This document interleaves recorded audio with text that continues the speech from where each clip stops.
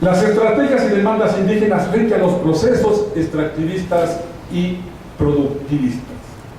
Porque la exposición tiene que de alguna manera relacionar el tema de cuál es la incidencia de los movimientos sociales en el establecimiento de políticas públicas ambientales. Ya ha dicho Gabriela esa constelación enorme de actores que han coadyuvado positivamente a la conformación de un marco normativo e institucional y de políticas públicas positivo. Aquí mismo hay protagonistas de primer orden. Yo solo quiero hacer referencia y de hecho un reconocimiento, por supuesto, muy sincero a Yolanda. Ella mismo ha sido protagonista de procesos importantísimos en el país, por supuesto a nivel regional y mundial, sobre estas iniciativas de construcción de marcos normativos, institucionales y de políticas públicas en este sector. Pero estos movimientos que están ahí, en la sociedad civil, desde el punto de vista teórico, eso ha estado bien conceptualizado. Y yo solamente voy a hacer la particularidad de lo que significa el movimiento indígena. Porque a diferencia del contexto de la sociedad civil, siempre hubo también parte constitutiva, tiene unas características específicas que no las tienen o no las tienen los demás movimientos o la sociedad civil en su conjunto. Y esa particularidad que le hace diferente en esa diversidad es su cultura. No tiene que asimilar una rectoría teórica, metodológica, conceptual de lo ambiental, porque él tiene lo ambiental en su condición más sustancial. Es su propia vida, es su propia cultura la que establece la relación ser humano-naturaleza en condiciones de respeto y armonía. Y desde allí establece las relaciones políticas con otros actores y esos actores con la misma naturaleza.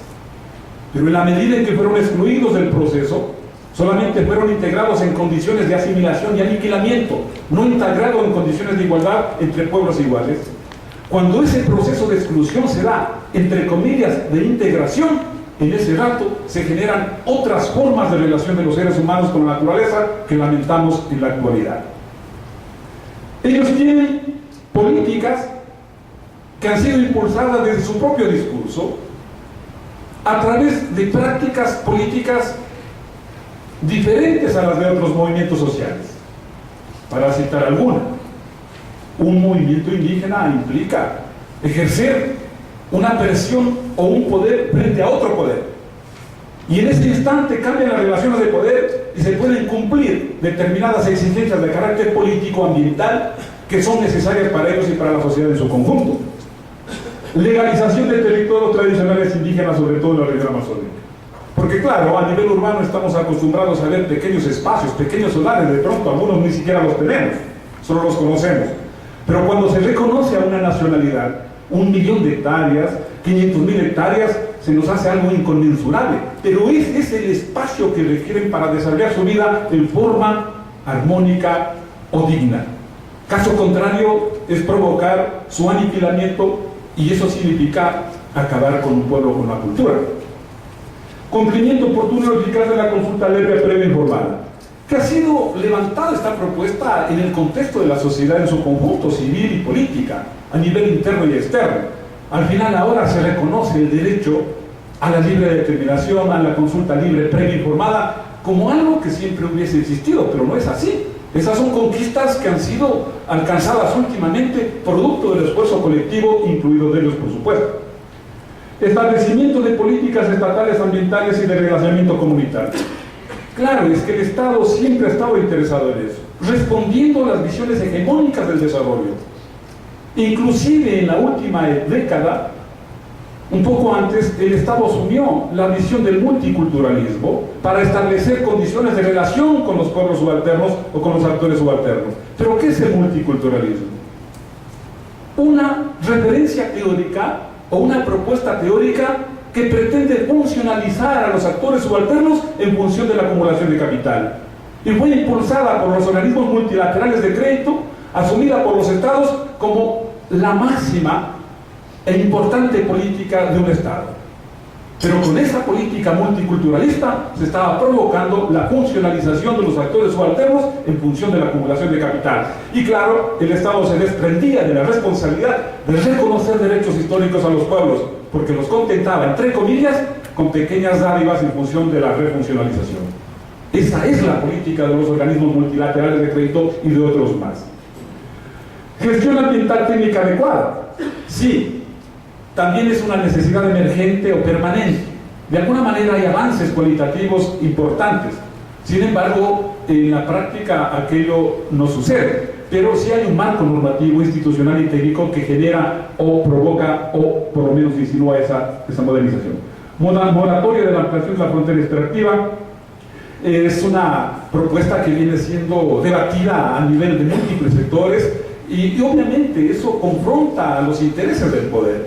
La sociedad civil, desde esta constelación de actores, provoca una tensión con el Estado que tiene que decidir el proceso extractivo en función de la demanda de recursos económicos. Porque el justificativo político de un gobierno va a ser siempre recursos económicos en función de otras demandas sociales, salud, educación, etcétera, etcétera. Y cuando no hay forma de captar recursos desde otras actividades, tiene que continuarse explotando los recursos en función de esas demandas. Y claro, cuando hay violación de derechos de estas comunidades, ellos tienen una política también de apelar a organismos internacionales en función de reivindicar sus derechos. Aquí tenemos varias políticas propuestas desde el discurso de los pueblos indígenas y que se han trocado después en políticas públicas a nivel de ordenamiento jurídico, de institucionalidad y de políticas públicas. Continuamos, por favor. Finalmente, incidencia de la acción social en la reformulación del marco normativo institucional. Caso RAE, región amazónica ecuatoriana, impactos por cultivo de palma africana y explotación petrolera, bloque 15, ex-occidental, ahora Petroamazonas. Allí existía, en la provincia de Orellana, hoy, municipio de Suchupindi, un pueblo ancestral que se supone o se registra históricamente era propietario de aproximadamente 2 millones de hectáreas. Con el proceso de colonización y de modernización, hasta la actualidad se le despojó de aquello y se lo redujo a un espacio de 21.000 hectáreas.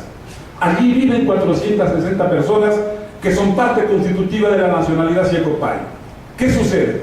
Que en su entorno, hace 25 años el Estado, por demandas sociales y por política pública, autorizó el cultivo de palma africana con inicialmente miles de hectáreas. En la actualidad borrean 40.000 hectáreas de palma africana.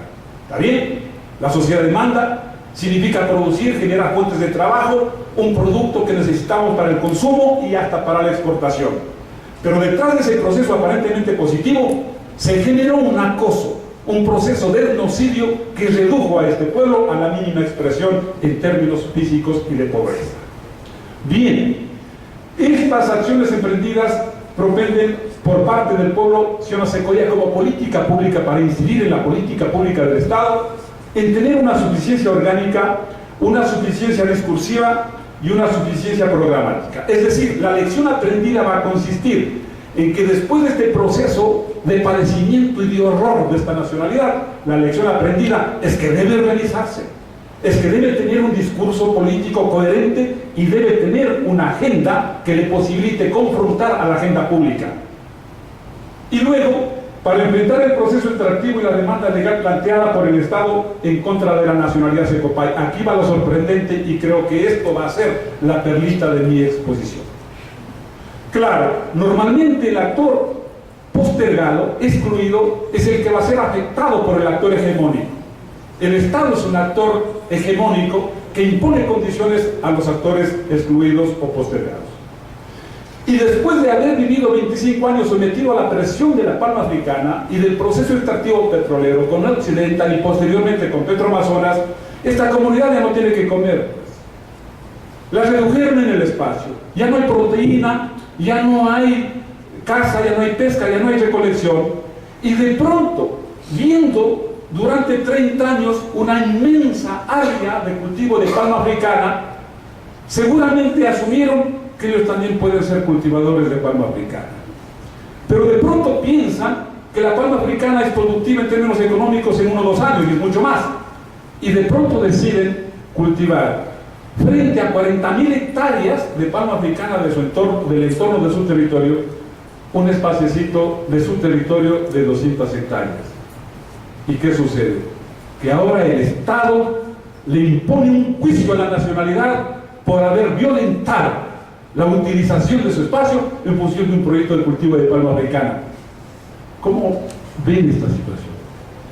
No es que ellos demandan en contra de una empresa que tiene 40.000 hectáreas adjudicadas durante 30 años. El Estado les hizo un juicio a la nacionalidad por haber provocado la siembra de 200 hectáreas. Y que de hecho no están cosechando ni cosa por el estilo, están en el proceso penal.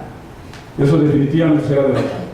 Yo creo que esta acción, y con esto concluyo, María Amparo, esta acción es la respuesta, esta es la consecuencia de un proceso que nos alarma, que también ha sido positivo por todo lo que hemos dicho, pero la respuesta es la actitud de una nacionalidad que su indefensidad la ha convertido en el más grande instrumento para impulsar políticas públicas, ambientales y sociales.